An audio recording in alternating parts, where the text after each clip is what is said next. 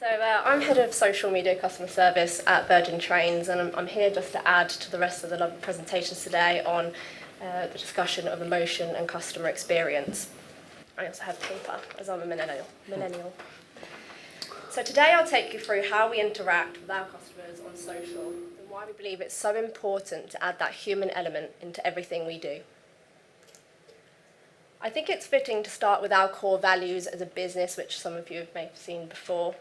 And they're all centered around human emotions and ultimately a great customer experience. When creating content and interacting with our customers online, we always have these values in mind. With heart, delightfully surprising, and doing the right thing are especially important to us, and I'll touch on these as I go on. So our mission is to ensure that our social audience and customers are informed, engaged, and have a positive experience having interacted with us, whether that be through a piece of content or directly, than if they hadn't have interacted with us before. So why is it important for us to get social right? Had to add a meme in there. Dan Gingis devised this formula, which he used to explain why people would share customer service experiences on social. Now, however simplistic this may be, it does speak truth in that people are generally more likely to share an extremely positive experience or an extremely negative experience rather than an average experience they're expecting in the first place. So we want to bring positive emotions and make an impact with our customers by providing a fast and accurate responses on their preferred channel, a seamless service beyond what they were expecting, and a great experience which makes them want to share their positive experiences online, return to us and become an advocate of our brand. But in order to inject emotion into customer experience, it's all about people. The people behind the screens and the people that we're talking to. It's those human interactions which can help the flow of conversation, remove the frustration of standard automated responses, and really help customers sway away from being those keyboard warriors that we know them to be, especially on Twitter, and realizing there's a human behind that screen really trying to help them with their query. People want to feel valued and listened to, so I try and shift away from that instantaneous response. At Virgin Trains, we're well known for being able to get back within a couple of minutes, and as we need to, as train times are ever changing. But spending a little more time on that conversation and looking at that customer's profile and making sure nothing is missed before replying.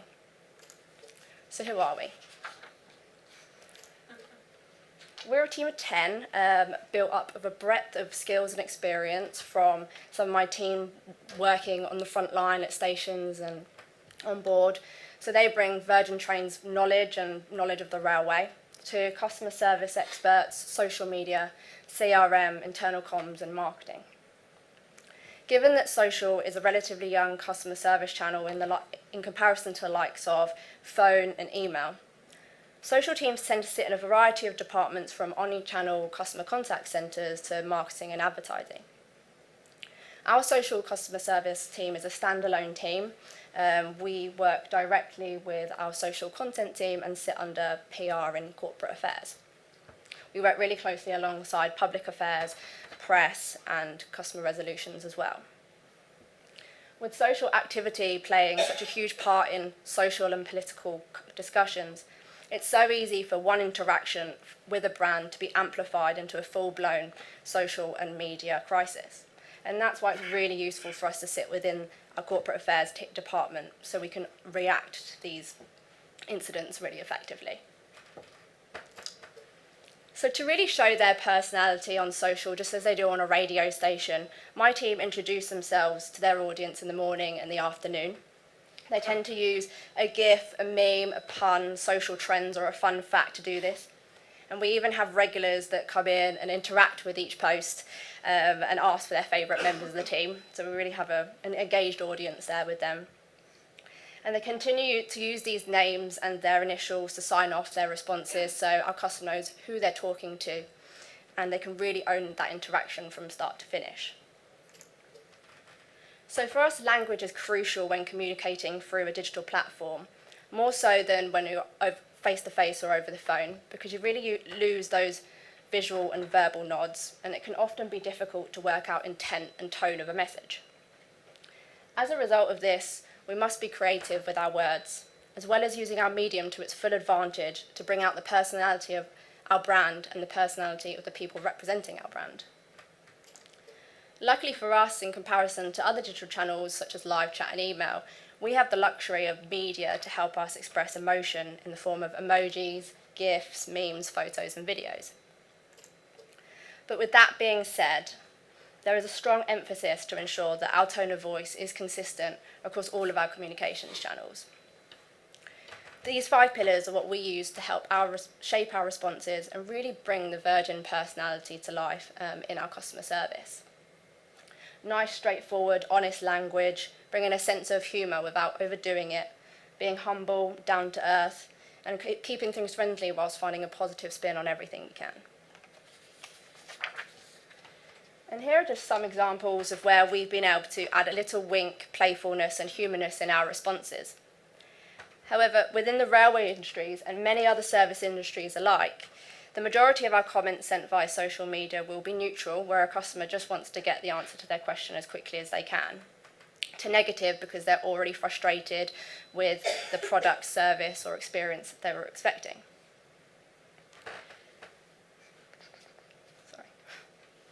Sorry, I lost my mind. So we can't put a funny spin on everything. To provide a positive interaction is to provide an effortless experience, as we've touched on earlier today. So whether it be their first touch point or their last, we have a duty of care on social to try and resolve their query there and then. And this is where our value of doing the right thing comes into play. So although it isn't always possible to solve everything for a customer on social right there, where we can, we will. And this very old but very relevant example shows us just that. Many of you may have seen this before, and if you can't see it already, it's when a customer was in a sticky situation. In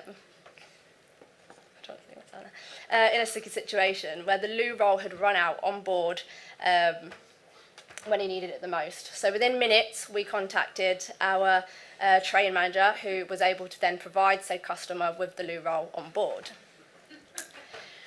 So to our disbelief, this went on to be viewed millions of times around the world and gained media coverage and even Chinese spoof animations. And this is where we really felt the power of social media as a team.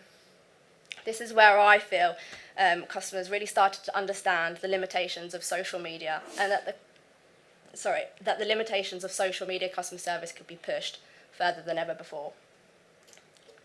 So moving on from the past to where we are now brings us to Avocard. And this is where my counterpart Emma, head of social content, comes into play. As mentioned earlier, our social media team is split into 2, content and customer service. Avocard was a wonderful marriage of the 2, where feedback turned into a social trend, which then put us in the right space to create content for a social campaign, which enabled us to then provide a customer solution and then further interact with our customers directly.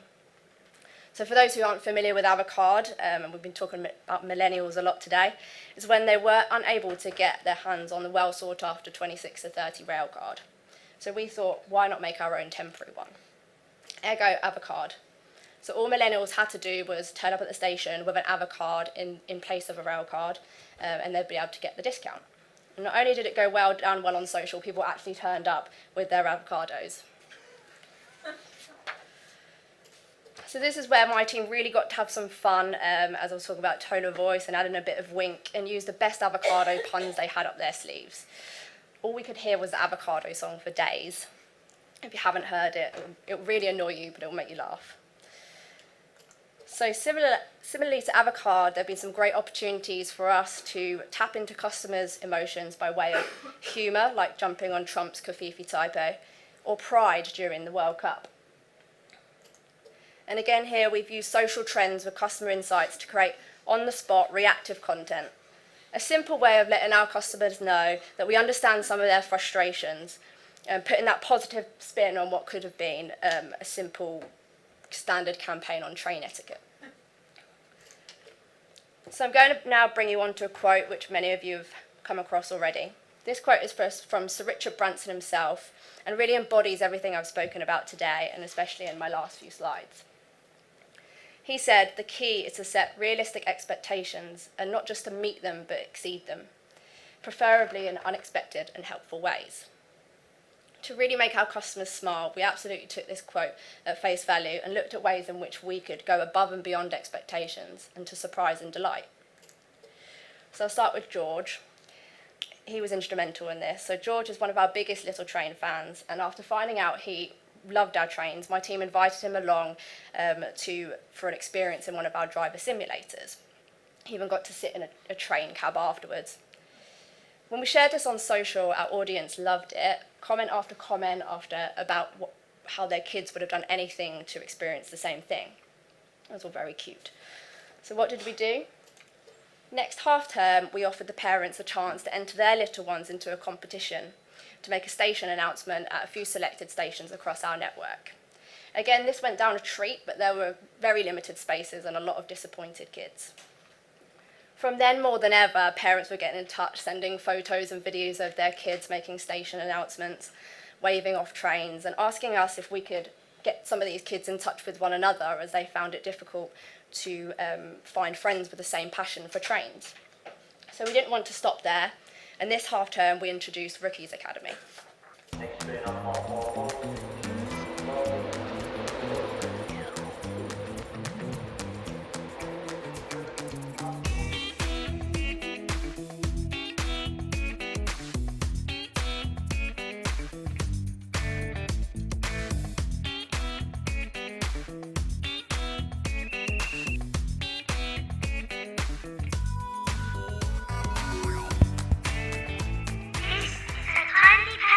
Announcement.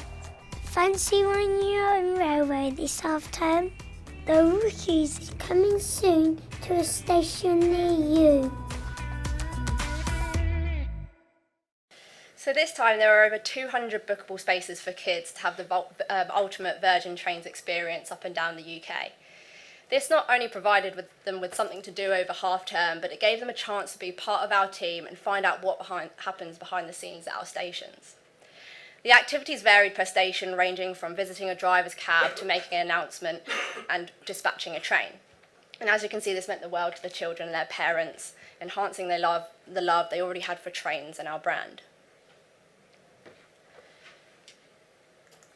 But it's not always about a big flashy campaign when it comes to brand love, which is why we have a content team dedicated to maximising that reach and engagement, and a social customer service team focused on giving a great experience to each and every individual we interact with.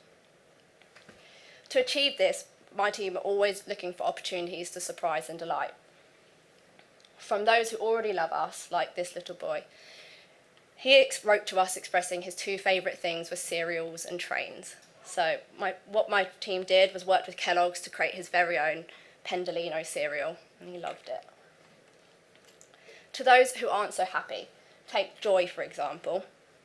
Poor Joy left her home-baked muffins on one of our trains and already had left for the office, muffinless.